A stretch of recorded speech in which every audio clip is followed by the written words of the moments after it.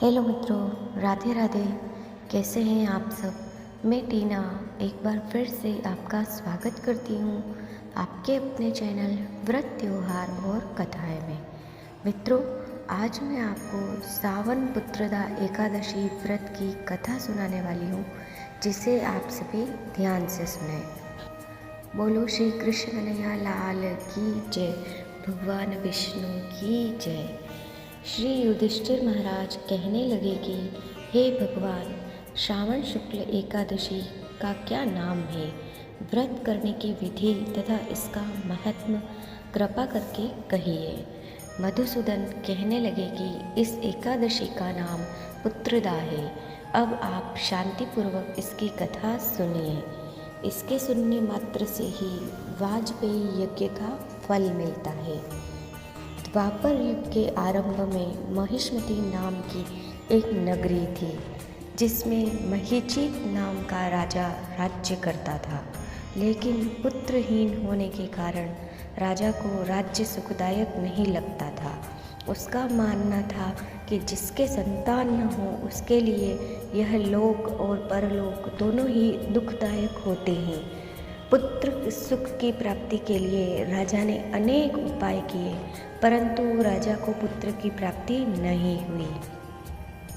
वृद्धावस्था आती देखकर राजा ने प्रजा के प्रतिनिधियों को बुलाया और कहा, हे राजन, हे प्रजाजनों, मेरे खजाने में अन्याय से उपार्जन किया हुआ धन नहीं है। न मैंने कभी देवताओं तथा ब्राह्मणों का धन छीना है। किसी दूसरे की धरोहर भी मैंने नहीं ली।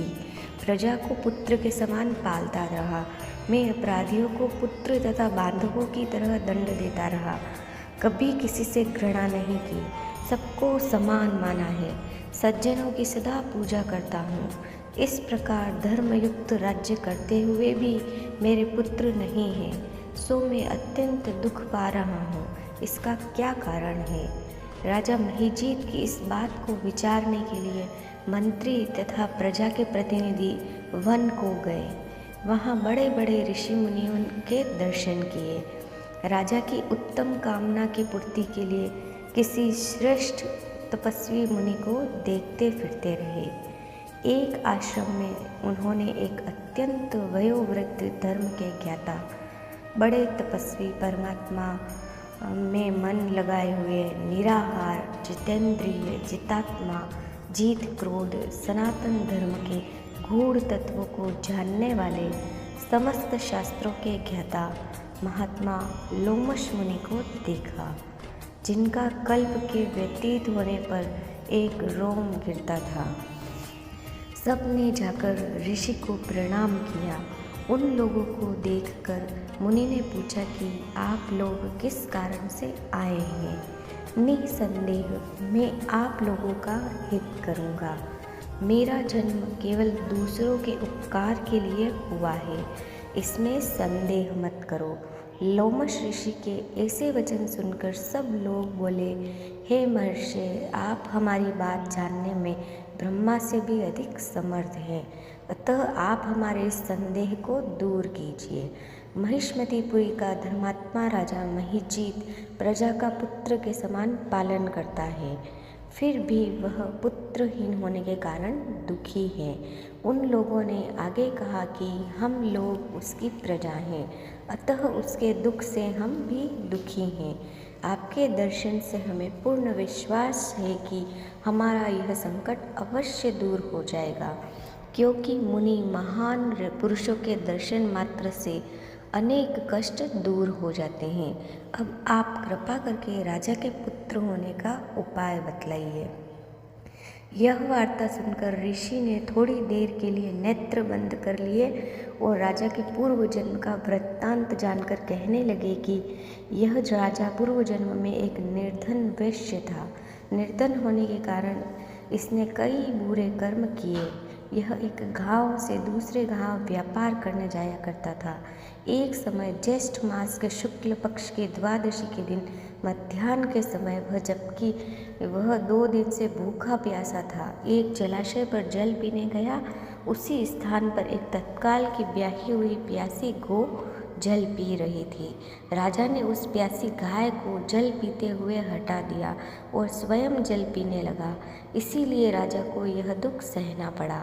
एकादशी के दिन भूखा रहने से वह राजा हुआ और प्यासी गौ को जल पीते हुए हटाने के कारण पुत्र वियोग का दुख सहना पड़ रहा है।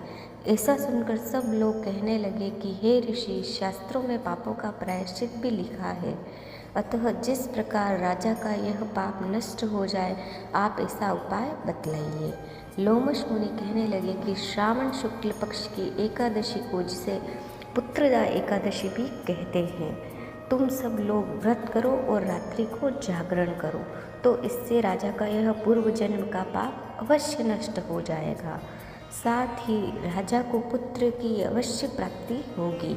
लोमश ऋषि के ऐसे वचन सुनकर मंत्रियों सहित सारी प्रजा नगर को वापस लौट आई और जब श्रावण शुक्ल एकादशी आई तो ऋषि की आज्ञा अनुसार सबने पुत्रदा एकादशी का व्रत और जागरण किया। इसके पश्चात द्वादशी के दिन इसके पुण्य का फल राजा को दिया गया। इस पुण्य के प्रभाव से रानी ने गर्भ धारण किया और प्रसव काल समाप्त होने पर उसके एक बड़ा तेजस्वी पुत्र उत्पन्न हुआ। इसीलिए हे राजन, इस श्रावण शुक्ल एकादशी का नाम पुत्रदा पड़ा। अतः संतान सुख की इच्छा हासिल करने वाले इस व्रत को अवश्य करें। इसके महत्व को सुनने से मनुष्य सब पापों से मुक्त हो जाता है और इस लोक में संतान सुख भोगकर परलोक में स्वर्ग को प्राप्त होता है। तो मित्रों, कैसी लगी आपको मेरी ये कथा? उम्मीद करती हूँ कि आपको मेरी ये कथा पसंद आई होगी, आपको मेरी ये वीडियो पसंद आई होगी। अगर आपको मेरी वीडियो पसंद आई हो तो वीडियो को लाइक, शेयर, चैनल को सब्सक्राइब करना ना भूलें। बेल आइकन को ज़रूर से प्रेस करें ताकि मेरी आगे आने वाली वीडियो आप तक पहुंच सके। तो मिलते ही अगले वीडियो में, तब तक के लिए राधे राधे, जय श्री कृष्ण।